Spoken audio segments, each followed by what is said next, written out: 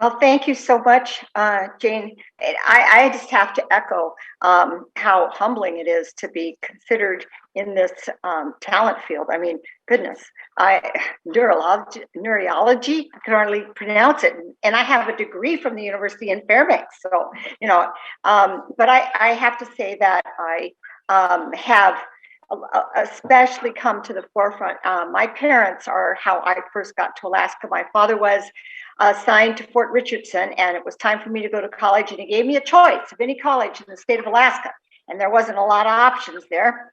So I chose University of Alaska Fairbanks, and I'm very glad I did because it didn't take me long to realize that this state was just it was an open book.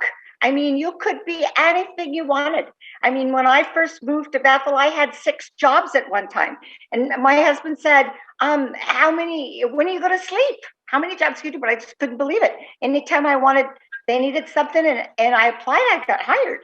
So, I mean, everything from the dog catcher to I was the management biologist for the state of Alaska with Fish and Game, both in the commercial fisheries division and also in the game division, and actually for the first subsistence division that was started while I was out there. Was involved with the fishermen as we first started limited entry in the Yukon-Kuskokwim area.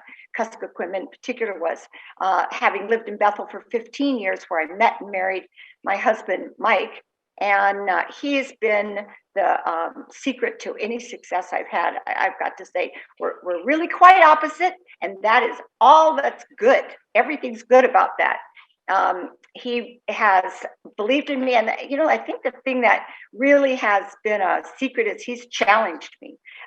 You could change a tire, you can drive a snow machine, you can drive your machine to Bethel, or you could drive. We drove from Bethel to Nelson Island, and we did lots of animal surveys and floated lots of rivers. And you can rebuild your outboard, and you can drive. I drove a boat, our herring boat, from Bethel over to Togiak, camped on the beach for a month, and then up to Norton Sound and worked the fisheries from Norton Sound, actually that year all the way to Ketchikan.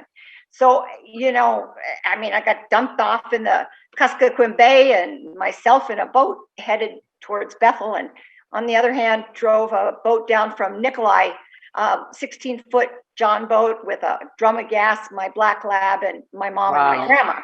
So, I mean, he just was like, it doesn't matter. You can do that. And I was like, but I don't want to do that. And he goes, well, then how are you going to get there?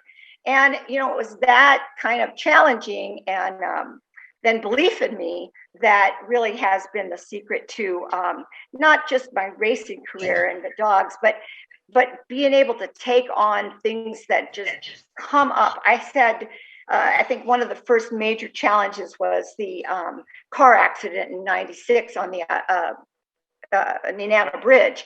And, everything I had learned in Iditarod, all of that, you can't panic, you must react. Time was, I called upon all that experience. So the Iditarod was really the training ground for many of the challenges that I've had to face in life. On a really hard basis. I mean, I have to say, I've often wondered, they said, God doesn't give you any more than you can handle. And I thought, he's sorely misjudged me. I'm certain he's misjudged me. But people's belief and encouragement has, I've always wanted something that was really pretty far out of my grasp. Like, I was never a runner. And but I started running because I wanted to see what my dogs were feeling. Well, who would say that I would ever run the Boston Marathon? But I just kept running, and then finally I got old enough that in my age class I qualified to run Boston, and I ran Boston. And it was just like, woohoo! I can't believe it.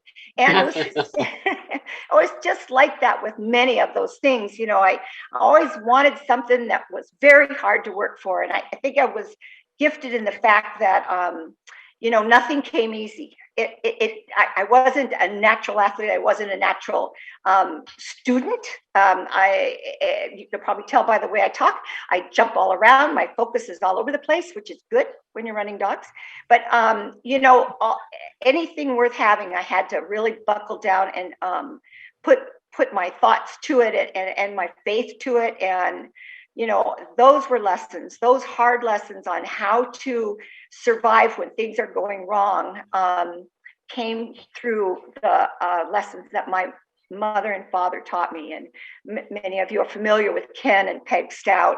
I think the hardest thing I've ever done in my life was as a caregiver and helping them to make their transfer from this life to the life beyond, losing both of them to cancer after having fought cancer myself.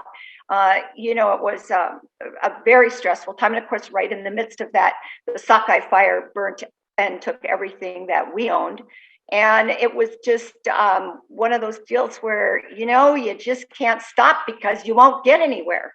You must push on. And, I have to say that people used to say time will make things better. And I thought, yeah, you can't believe it. This is too bad for time to get better. But it did. And it does.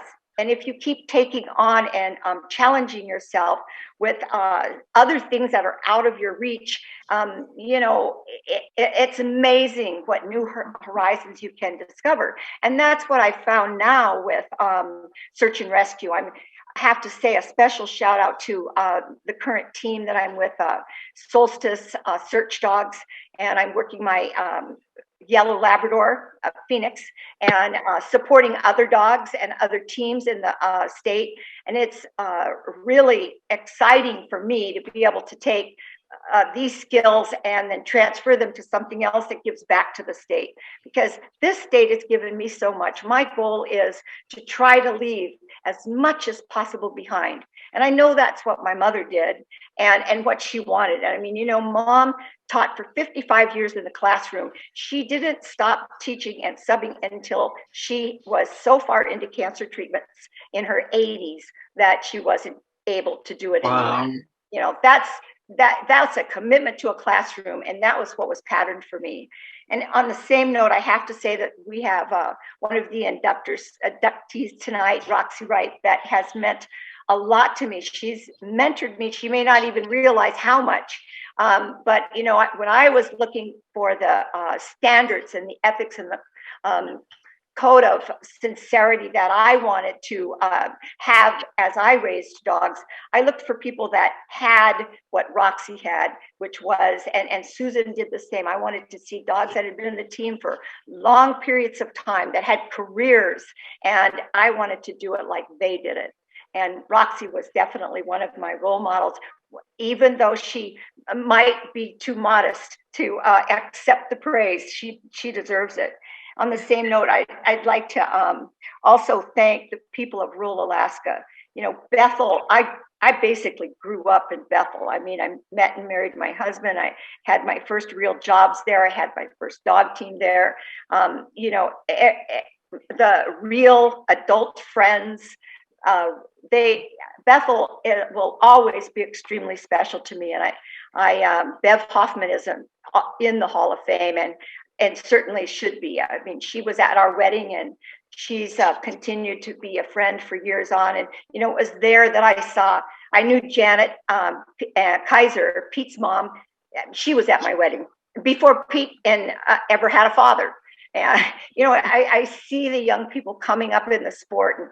And I was excited about dog mushing being the state sport and rural Alaska being able to get the support to be the leaders and the champions in that race, because we're really celebrating a great deal of their history and their culture. And that's what makes the race come alive to me, is the culture of it all. And on that same note, then, we have to move on up the trail to the different villages, and in particular, Unalakleet. That really is my hometown right now, Unalakleet. Same deal. I went to college with people there and have watched their kids grow up and marriages, and have grieved the losses of family members, and the Johnsons in particular. They are an extended family that is priceless, and so on up the trail to Nome. And I look forward to being able to spend more time in the villages, more time on the trail, more time encouraging young people to step out and challenge yourself, it's a great big world out there. You never have any idea who you're going to be when you're 68. So I want to thank you very much for this honor. And I must say, I feel like I'm in a really humbling class. Thank you.